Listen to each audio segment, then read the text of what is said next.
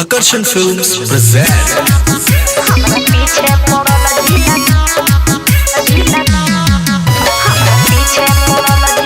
DJ Vikas Simrahi music by Rajesh Sahni.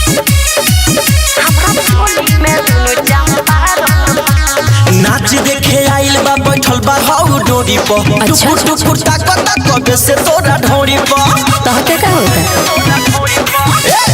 नाच देखे आइल बा बैठल बा हाउ डोरी पर टुकुर टुकुर ताकता कबे से तोरा ढोरी पर सुना हमरा पीछे पड़ल झीला सारन बा। हमरा चोली में दुनु चंपारण बा। हमरा पीछे पड़ल झीला सारन बा। हमरा चोली में दुनु चंपारण बा। ए बाबू हमरा पीछे पड़ल झीला सारन बा। रिया रिकॉर्डिंग स्टूडियो नरकटियागंज। हमरा चोली में दुनु चंपारण बा। छुई जमुई जवानी में रिक्स बा। देसिया अंग्रेजी दोनों में मिक्स बा। कबे से देखो अखिया पसर के तनी पिया दोना लोटा से ढार के अरे जा छुई जमुई जवानी में रिक्स बा। देसिया अंग्रेजी दोनों में मिक्स बा। कबे से देखो अखिया पसर के तनी पिया दोना लोटा से ढार के धक्का मुक्की होई नाही तोहरा दुकानी पर ठेका के ठेकेदारी दे दो अपना जवानी पर सुना हमरा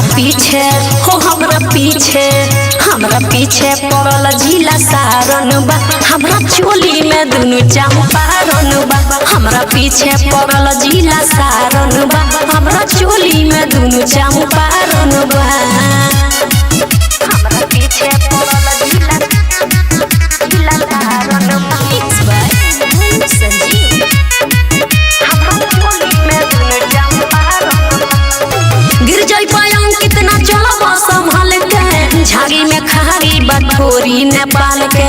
इतना कितना हम देखनी ना याद बा चिखी रंबलिया कैसन सवाद बा अच्छा गिर जाई पायंग कितना चलबा संभाल के। झाड़ी में खारी बठोरी नेपाल के। इतना कितना हम देखनी ना याद बा चिखी रंबलिया कैसन सवाद बा राइटर रोहित काम करी सुनया जे पाका रे रंजन कर मोहत से डरे लाइला करे तू का करबी?